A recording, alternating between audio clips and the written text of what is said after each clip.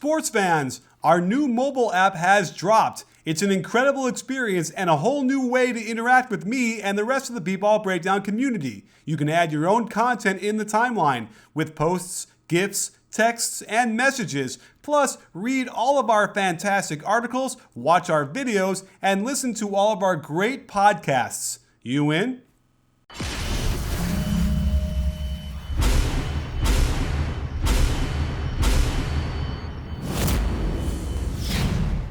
Hey sports fans, Coach Nick here, and welcome to BBallBreakdown. I want to talk to you about our buddies over at BoingVert, who have created the all-time best-selling video jump series to improve your vertical jump. So you have to check it out. And if you go to boingvert.com/CoachNick, you can save big time. Only $9 to buy the entire series, plus you get access to Basketball Brain, a great way to train the mental side of sports, which we've gone over time and again how important it is. So check it out.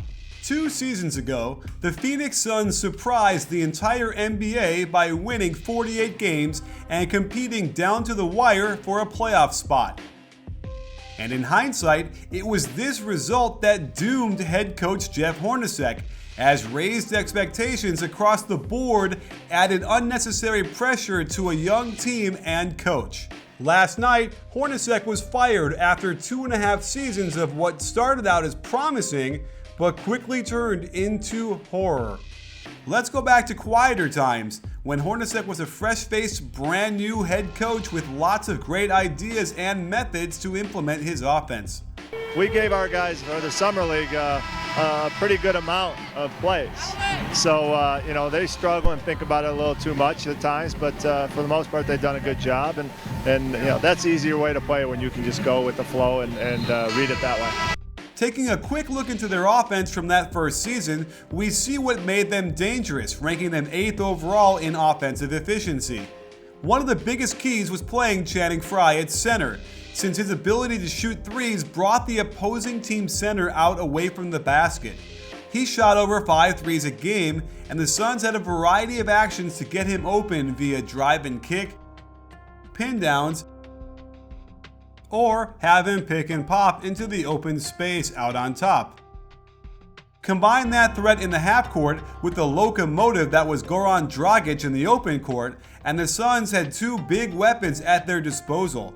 Dragic would continually beat the defense down on the dribble and almost always get back to his left hand with a variety of subtle footwork and balance. Dragic also found ways to make it work off the ball as well, where he shot a career-high 41% from beyond the arc, working in tandem with Bledsoe and Ish Smith to give them a good target when they penetrated. Frye's gravity kept bigs from helping as much as they wanted, opening drives for him on the wing, and he killed it in the pick and roll, often with Markieff Morris screening for him, where Dragic can turn on the jets and get to the hoop, or he could open up enough space for Morris to find room to attack. Markieff Morris also established himself in his 3rd year in the NBA, averaging 14 points and 6 rebounds.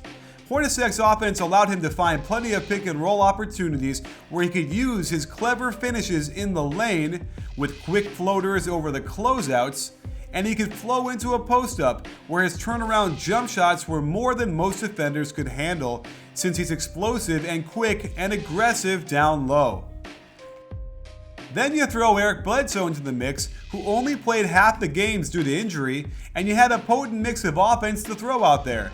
Bledsoe is clearly not a point guard, but more of a combo, someone who can break their man down easily, make the right pass when he needs to, and is competent with his 3-point stroke. Like Morris, this was Bledsoe's first real opportunity at starters' minutes, and they both flourished in this quick-paced attack. Unfortunately for the Suns, this was an unprecedented year of success for the Western Conference, where 48 wins left them in the 9th spot in the West. More importantly, it was a good mix of players. They had some veterans in Frye and Barbosa, who re-signed and finished the year with them, and young but not too young players who had overcome adversity and knew how hard they had to work to get their shot. Their first transaction of that summer, well, more like a non-transaction, was to lowball Channing Frye with the silly idea they had a shot at signing LeBron James. And once they moved down this path, it became a landslide of personnel mistakes that Hornacek couldn't possibly control. While Fry took a little raise to go to the Magic, the Suns made their second blunder. They signed both Morris twins to a contract extension, basically sharing $52 million over 4 years. While this made everyone happy at the time, it essentially underpaid Markieff a bit and also made it clear to the Morrises that they'd be able to play together for at least the length of the contract. A huge head-scratcher came next, fleecing the Kings in a sign-in trade for Isaiah Thomas. One can't argue the Suns won this deal. How they could add another ball-dominant point guard expecting to start to this mix is incomprehensible. While you might argue it was insurance for Bledsoe and his oft-injured knees, I'd say you already had insurance in Dragic. The Suns then extended Bledsoe to a deal that would be fair market if he stayed healthy for the majority of the next 5 years. Last year went well for him, and this year looked promising until he had season-ending knee surgery on what was his good knee. With this weird 3-guard roster in place, the offense immediately struggled, sinking from 8th the year before to 16th, just below average. The defense remained about the same, so it was clear that they had ceased to outscore their opponents like they had the year before. In Isaiah Thomas, they had a dynamic scoring guard who could get to the rim out of the pick and roll, but it invariably left Dragic standing around on the perimeter, and it clearly sucked the energy out of him. The 3-man lineup of Bledsoe, Dragic, and Thomas wasn't terrible with a +6 net rating, but it seems clear that the best 5-man lineups did not contain all 3 of them together. And this is where the wheels fell off. In a day that will live in Suns infamy, on February 19th, 2015, the team's record stood at a solid 29-25. In 3 separate deals, they completely abandoned the remnants of their promising 48-win team by getting rid of Tyler Ennis, Miles Plumlee, the Lakers' protected first-round pick, Goran Dragic, his brother Zoran, and Isaiah Thomas. At that moment, they were on pace to win 44 games in a conference that saw the 8th-place team eventually win 45 games to make the playoffs. There is not much a coach can do when you switch 5 players out of the lineup in the middle of the season, and the Suns promptly went into a tailspin, winning only 10 more games the rest of the year. The centerpiece of the deal for the Suns was Brandon Knight, who struggled mightily to fit into his new situation, where his shooting percentages dropped off a cliff until an ankle injury ended his season after only 11 games. It was clear the Suns were giving up on the season and trying to maximize their draft pick, again exonerating Hornacek from any type of blame as he soldiered on and tried to keep the team together. He had to resort to benching players who got technical fouls, as guys like Marcus Morris and Markieff Morris could not stop barking at the officials and the coach. Nothing seemed imminent as the Suns finished out the season in 10th place and nabbed Devin Booker with the 13th pick. They were poised to get a healthy Bledsoe alongside Brandon Knight, expected improvement from the Morris twins, a nice complementary role player in PJ Tucker, and promising youngsters like TJ Warren, Archie Goodwin, and Alex Len. But the Suns can't seem to help themselves in the offseason. Even though Lon Babby stepped down and was replaced by Ryan McDonough, they had another nightmare of an offseason. In some misguided hope that they could lure LaMarcus Aldridge to Phoenix, they sent 3 players to Detroit for a single solitary second-round pick. Perhaps this would have gone unnoticed had one of the players not been Marcus Morris.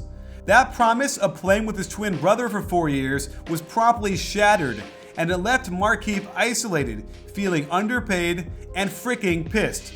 He had already shown he had a volatile personality, forcing Hornacek to bench him and others for losing their composure and getting multiple technicals. Now you take away the one relationship that kept him balanced, and it quickly went south. Not to mention, as soon as Aldridge signed with the Spurs as expected, the Suns were left with an aging and breaking down center who would serve to stifle the promise of Alex Len. Without Fry, they went from 8th in three-point percentage, with 5 of their top shooters at 37% or higher, to 21st in three-point percentage and only 1 of their top shooters above 37%. The offense started to get stagnant, as we saw players stand around waiting for the next guy to create something, rather than let motion and weak side screens open up shots in rhythm. That brings us to this year, where the team never got on track. their offensive rating has plummeted to 27th in the league, and Markieff Morris never recovered. He demanded a trade before the season started, and while he kept his starting role, the team's poor start forced Hornacek to look for different lineups. As his playing time began to dwindle, it became a problem as shouting matches erupted. On December 23rd, Morris fired a towel at his coach as he was taken out of a game, and his playing time and production has never really recovered. Recently, he's been playing more and producing well, all in a showcase so they can trade him. Ironically, they're third in the league in three-point percentage, led by rookie Devin Booker, whose sweet stroke has been lighting it up from downtown, and Mirza Teletovic has always been solid at knocking down those threes. While their defense had always been around average up until this year, this is the root of their issues. Hornacek wasn't happy with their effort, and it's not hard to see why. One is their carelessness with the ball led to so many easy runouts it was frightening. And when they were in position to get back, so many times you'd see the ball get right to the rim due to lack of communication, awareness, or straight up hustle. And in the half court, players just weren't routinely in a stance, trying to pressure the ball or take away passes, or even be physical with anyone. The offense could just move the ball as they wanted, waiting for someone to turn their head or not communicate and slip a cutter to the rim. It's not hard to see with the lack of effort by the players why the coaches would be all over them to improve this aspect of the game. And with the dysfunction of the offense, it only served to stir the pot even further. On December 28th, the team fired Hornacek's top two assistants, an unprecedented move that did nothing to help Hornacek maintain control or influence over his team. With two inexperienced coaches replacing them, it was only a matter of time until the bottom fell out.